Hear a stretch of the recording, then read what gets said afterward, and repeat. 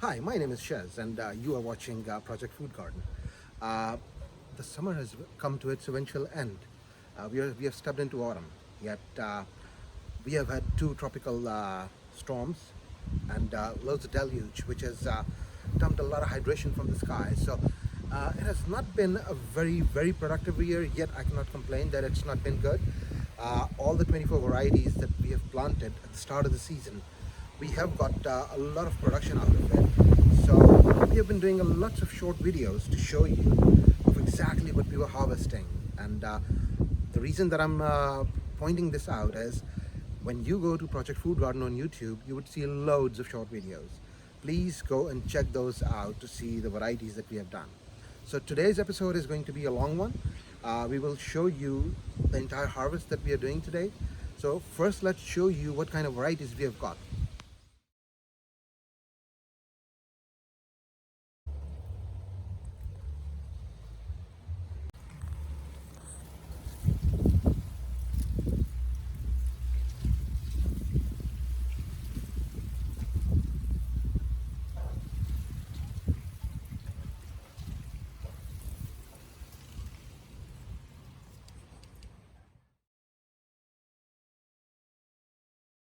Go.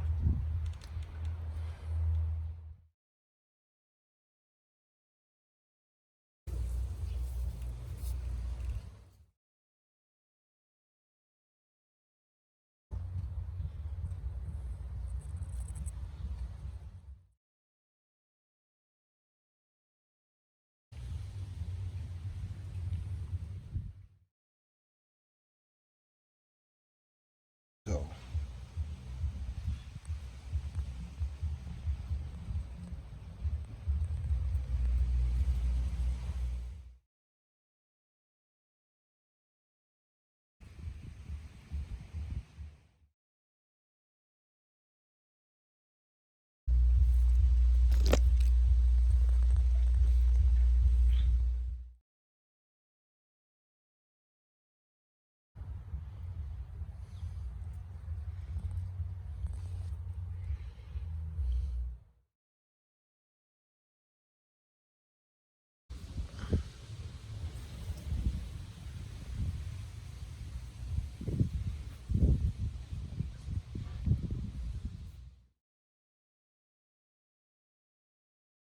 Go.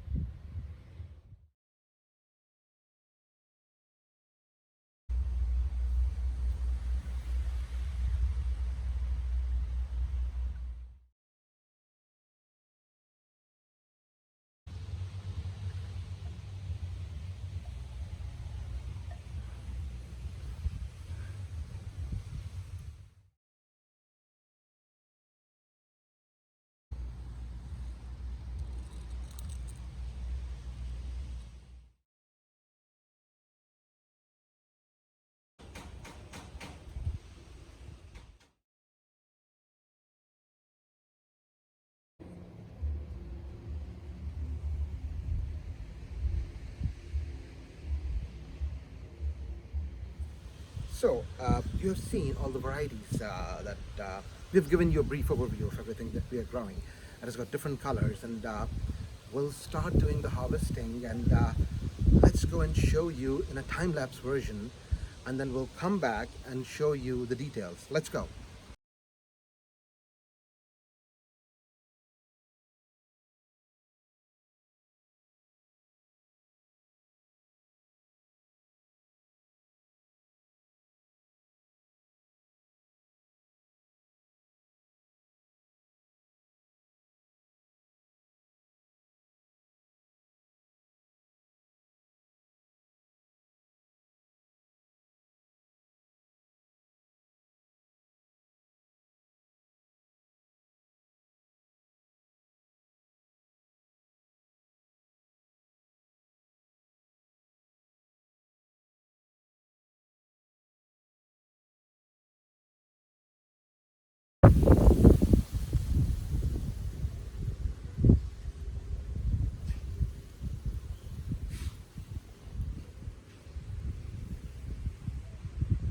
So we have just finished harvesting. You've seen in the time-lapse version. I mean, the reason again for doing that was we don't want to make the video too long to show you how we took off each and every tomato.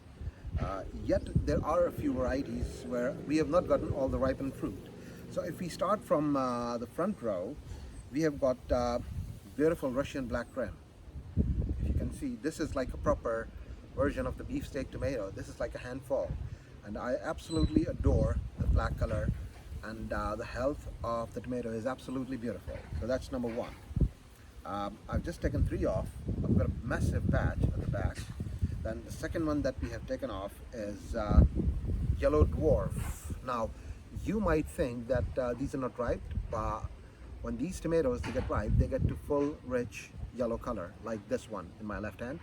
This one is almost there, and because we are in autumn, so I want to be able to take the fruit off. What it does, the sun has just come out, beautiful.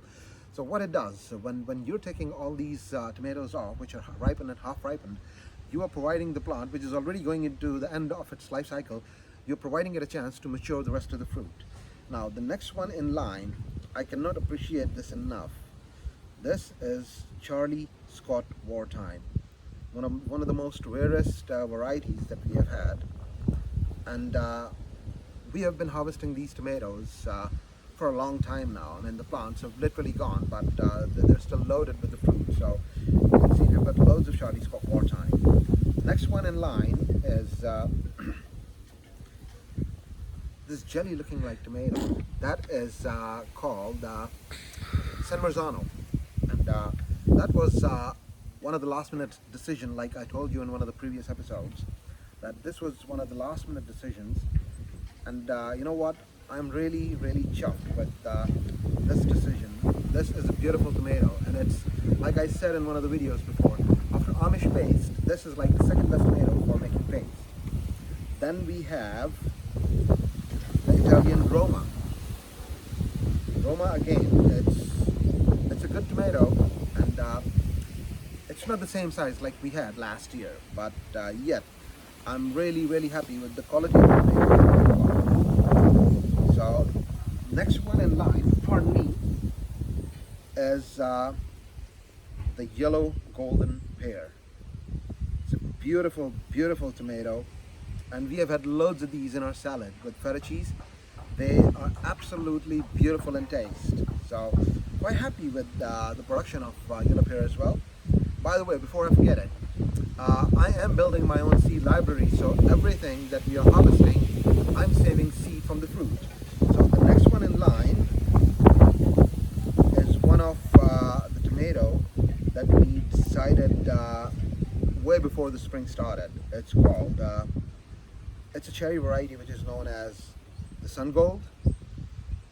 I can say without the shadow of the doubt, I mean, I love the taste of Russian black rim, nothing can come close to it, but the Sun Gold tomato, by the virtue of taste in the salad, absolutely beautiful, juicy texture, an amazing taste. It's really good.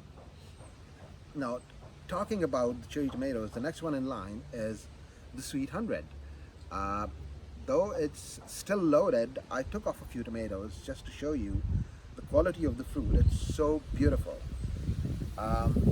What else have we got? Then we have this tomato. This was a prototype that I did this year. It's known as Grossless. We have got 2 plants. This was again a trial run for the Grossless. I wanted to check how the quality was.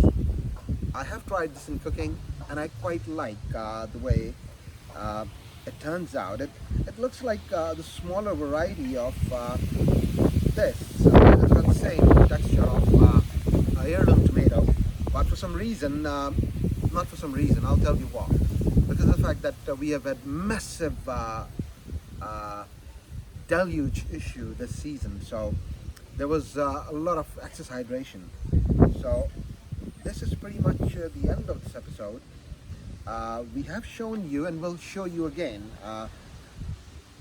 the beautiful side of these tomatoes. It's like a palette where we have got black tomatoes, we've got orange, we have got yellow, we have got red, and it has pretty much all the colors. The only thing that it's missing from the equation is the purple Cherokee and purple Calabash, which is still in the phase of ripening. So this year has, nature is amazing. This has been a magnificent year. I said in the beginning of the season that this year was not about quantity but the variety. So we have had amazing set of variety. I remember sitting on the same table last year and I was showing you Russian black rim. My patch is still loaded with the fruit because of unsettling weather. It's still ripening. So we have got more than reasonable amount of fruit this year as well. And you might want to check out the rest of the episodes that I've done about Solar Flare and about Charlie Scott Wartime and all of the varieties. I was quite impressed with the Auntie Ruby German. So this has been an amazing year. Like I said, I've built my own seed library, and next year we will focus again on quantity rather than variety. We will select out of these 24, but probably select 10, 12 varieties. I'm just saying on top of my head, and we will start working on those. So the best thing about living in New Zealand is that we are in March. So the break that we're going to have, we will be done by this lot of crop that we have by end of April. So the only 2 months we will get to rest is May and June. From July, we'll start clearing up all this patch, take it back to square one, and we'll start building the beds for the tomatoes. And from the last week of July, we go back to the drill of working with the seedlings. So in the coming spring, we'll show you how to work with the potting trays. I know I've shown you how to do the paper towel germination and potting mix. So I'm going to procure some sand this year from Wainak River, and we will try and mix it with the potting mix, and we'll bring something new. We'll show you the phase of germinations from day one when the plants germinate till the time we'll put them in their patches, and in between that life cycle, how to take care of them, and what kind of temperature and what kind of exposure you need to give, and how the hardening is done. So I hope you like this episode of Project Food Garden. I know it has gone a bit long, but we have not done a lot of episodes, proper episodes in this season, because I came to find out that short videos, they do a much better job as compared with the long ones. But I had promised this episode, so this is pretty much the end of it. I will come back with probably 2 or 3 more episodes on tomatoes of the prototypes that I'm doing. The Brandywine Pink that I'm doing, Mexican Zapotec, and Purple Calabash and Vintage Wine. These were like my 4 prototypes that I'm doing this season to see how they would behave. And the idea is to get even one fruit. If I get one fruit, I would get the seed out of it, which as the plant has grown in the local weather, it has given the fruit in the local weather. So the seed quality naturally would be so much better that you get from online stores and the DIY stores. So let us know your thoughts about how you like the episode of today, and what do you think about all the varieties that we are growing, and which varieties would you prefer in the spring. Everybody in the US, a big thank you to people in India. The majority of my viewers, they hail from India and then from the US. A massive thanks to everybody in Philippines and Vietnam and Indonesia and Malaysia and Europe. But my number one lot of viewers, the majority of them, they come from India and America. So thank you so much to everybody in India and America. So let us know what you think about this episode. The pandemic is pretty much gone. I've been saying this for a long time, that stay safe out there in the pandemic. So I hope that we will return to normal life pretty soon. Still, wherever you are out there, stay safe, wear a mask until it's mandated by the government and they pass legislation that you're no longer required to wear a mask. Have a lovely morning, afternoon, evening and night. We'll see you soon again with another episode. Have a lovely day to you all. Goodbye.